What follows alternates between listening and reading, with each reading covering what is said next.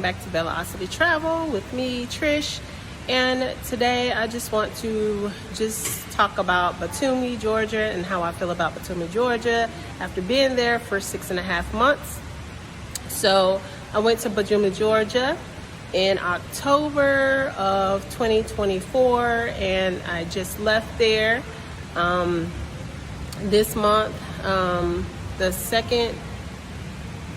last week of April. Okay, now this is what I would say about Batumi. The people, I met some nice people, but I will say that for the most part, a lot of people are really not going to talk too much to you if they don't know you.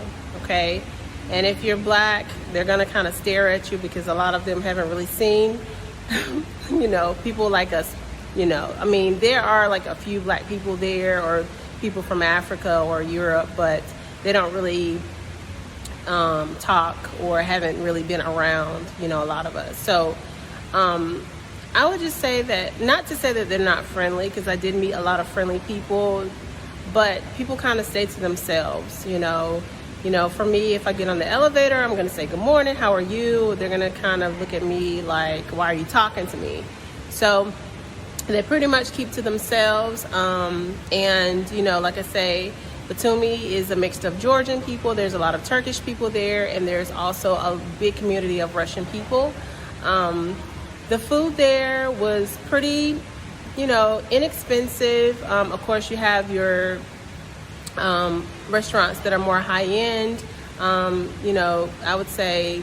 So you can also go there for 1 year as an American, and I know also as a Russian because my boyfriend is Russian, but you can go there for 1 year without a visa.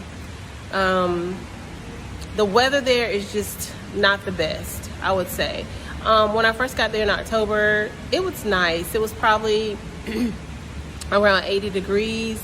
And then this winter, we got like 12 inches of snow, which they hadn't had snow in like 10 years. And it was so cold. I had the flu in February. So because of the major weather change for me, because I'm used to living in tropical places, I had the flu for like 2 weeks.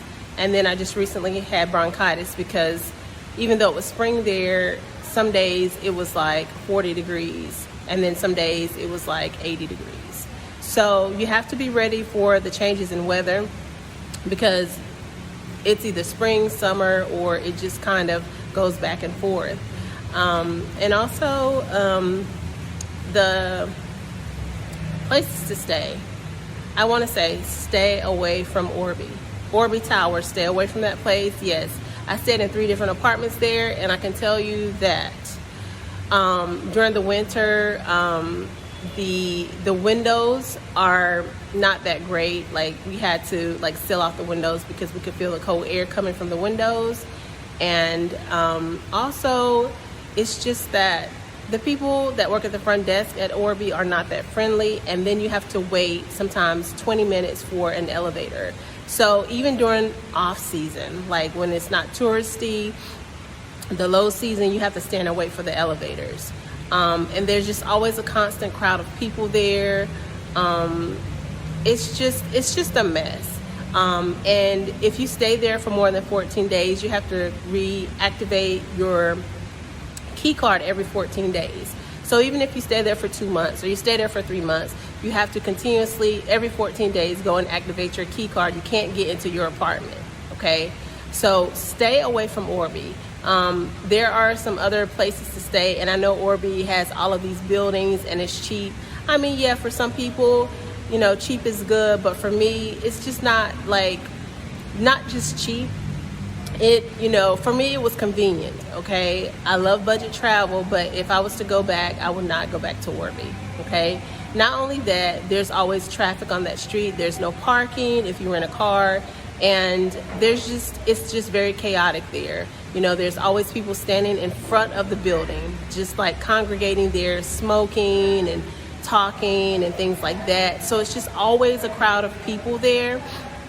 And like I say, just the way that things are organized. The elevator, if you get on the elevator, right, let's say you're on the 20th floor, you can't go up.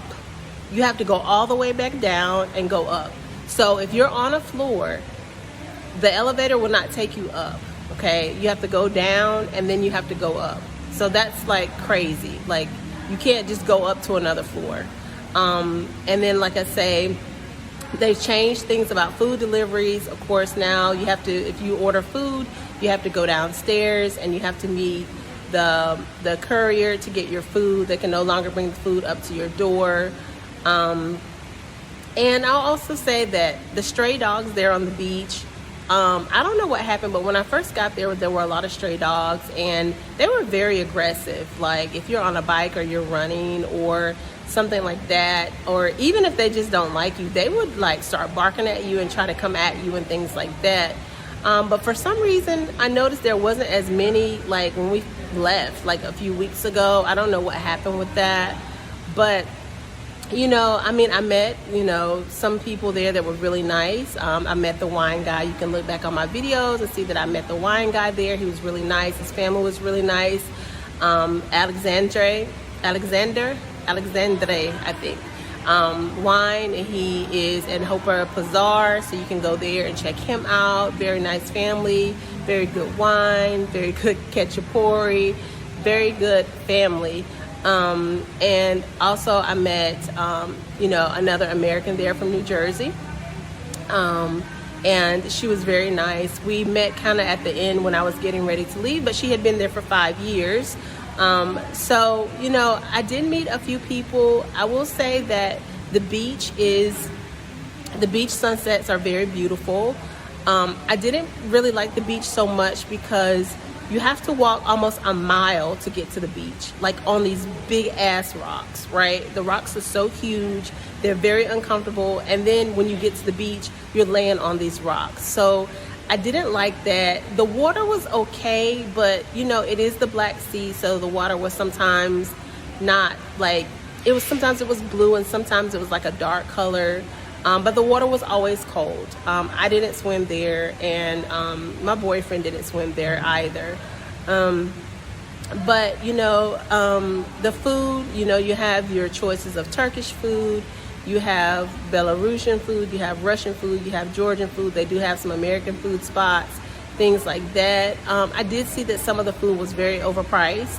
Just make sure that, you know, when you buy things, you know, just make sure you look at, check your receipts and things like that, because sometimes people will try to overcharge you, or if they think you're a foreigner, as always, they're going to try to charge you more, because for some reason they think that all foreigners are rich, or like all Americans have money, or, you know, Europeans or something like that.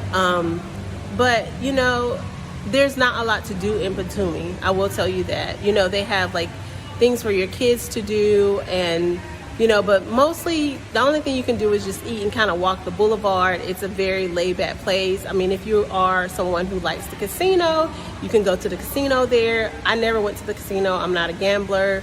But for me, there wasn't a lot of things to do. Yes, you can go see some waterfalls and, you know, maybe see a few things. Wasn't the best shopping place either. They had a few malls there, but for me, the clothes were very overpriced. I mean, I'm talking about more than in the U.S. And the quality of clothes was not that great. They had this new mall, I think it was called Batumi Mall or something. And when I was looking at the price of the clothes, I was like, what? I mean, it was just amazing that the clothes were so expensive. So I didn't feel like it was a good place to shop or anything like that. You know, of course, I did go to Tbilisi for like 4 or 5 days. During that time, Tbilisi was okay. For me, it's hard to get around the city. In Batumi, you can kind of walk Batumi in like one day, like a few hours. You know, you have the European Square, restaurants, things like that. You can kind of walk around. But Tbilisi wasn't very walkable. There were some areas you could walk, but for me, it was just too much traffic. And it was kind of, some things were a lot more expensive, especially like getting a bolt, getting a bolt, or like Uber or something like that. But I will say that you can use Bolt there. Stay away from the taxis because they're going to charge you an arm, a leg, and a torso. Okay, so I will say that that was one thing that I did do. The airport was small, so you can fly directly into Batumi Airport. and they're gonna make you take out your computer. They're gonna check everything. I think they're kind of bored at the airport, so they just make you take all of your shit out of your luggage, computers, and all of this stuff. I mean, it's very small airport. But, you know, like I say, would I go back to Batumi? No, I don't think so. There's nothing that I would really miss. Now, I will say I miss Alexandria's wine. The wine was very good. The food was really good. You know, they ate a lot of, there was a lot of like beef and chicken and things like that. But as far as things to do, it's just a very laid-back beach place. Like I say, the people, for some people, they are friendly. But for the most part, I didn't find that people were that friendly. Not like here in Malaysia. People here, they're, hello, how are you? Good morning. They're smiling. Thank you. You didn't get that in Batumi. People just always gave you this, like, look. And it wasn't because I was black or anything. They did my boyfriend the same way, and he's Russian. They just kind of stare at you. Like, they just kind of throw your receipt on the counter. They don't say thank you. They don't say hello, welcome, how are you doing? Like, there is no customer service. It's just a very blah place. So, I mean, if you're looking for that type of place, that's fine. But for me, I like people who are energetic and people who are, you know, nice and like small talk and things like that. But yeah. So no, I would not go back there. And like I say, yeah, Tbilisi has a lot of things to see. There was a girl that I went there to get my hair braided, hair by T-Baby. She did really well with that. She was really nice. I think Tbilisi is more diverse, and people may be a little bit more friendlier there. But for me, Georgia, it's okay, I guess, for a couple of days, but not a place that I would want to live permanently. Okay, so just remember what I said: stay away from Orbi. If you stay somewhere, just try to find another place other than Orbi, because also another thing is, so something happened with the rental company, and I guess they have a contract with the rental company and the person who owned our apartment owner. So a few weeks before we left, we went out somewhere and we tried to get back into our apartment, and our key wasn't working. And it wasn't time for, I can't remember if it was time, the 14 days to reactivate the key or not, but we couldn't get back inside, and we went to the counter. Of course, there's always a freaking long line. They never have enough people there at the counter in Orbi, so you have to wait there for like 30 minutes or an hour to stand in line, which is another thing. And then they don't just activate, like, they have this big filing system for different cards. So sometimes they can't find the cards to the apartments. Instead of just having, like, just activating a card for the apartment that you're in, they have like a filing system, like a Dewey Decimal system, like they used to have in the library or something. I mean, it's just very ancient. I don't know why they just don't activate a card like at a hotel, because it is like an apartment hotel. But we couldn't get into our apartment, and come to find out, the owner had blocked like all of the apartments through this rental company. So we couldn't get into our apartment. We had already paid. We could not get into our apartment. So we waited like an hour. You know, I was upset. I was boiling, right? I had horns. I was like, we didn't pay for our apartment. Our shit is in our apartment. Like, how the hell can an owner just block the apartment? We went rented through a rental company. So that's another thing. You don't know what you're going to get through Orbi, okay? So yes, we were finally able to get into our apartment, and I think it was only because we were only there for like 3 more days before we came to Malaysia, something like that. But there was some kind of disagreement, and it was just all jacked up, okay? Not being able to get into your apartment after you've already paid and all of your shit is in it, and then they're telling us, oh, well, you may have to stay in another apartment, we have to move your stuff. And I'm like, this is like, you know, 4 days before we're actually supposed to move to Malaysia. So there was this big thing with that. So just be careful with Orbi. Like I say, the people are not that nice there. You got people congregating, and, you know, it smells like a smokestack. You know, there's never enough help at the desk. And I feel like people are just wanting money like always, and just not having good customer service, you know? So if you have to stay somewhere, and it's not all about just the budget, and you want to stay somewhere comfortable, stay away from the Orbi, okay? stay away from the Orbi. But yeah, that's what I have to say about Batumi.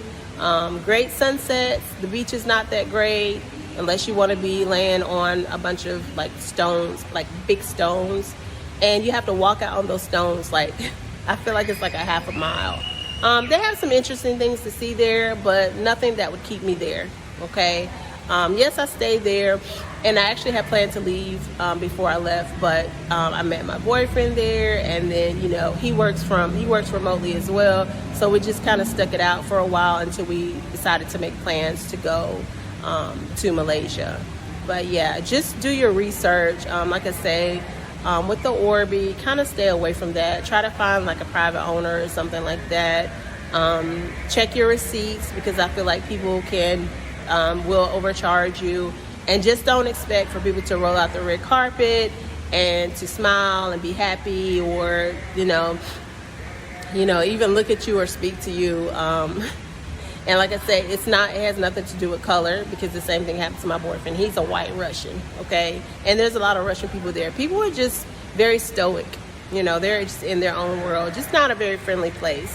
So, but not everyone is like that, but I would say 80%. That's what I experienced as of 6.5 months, okay?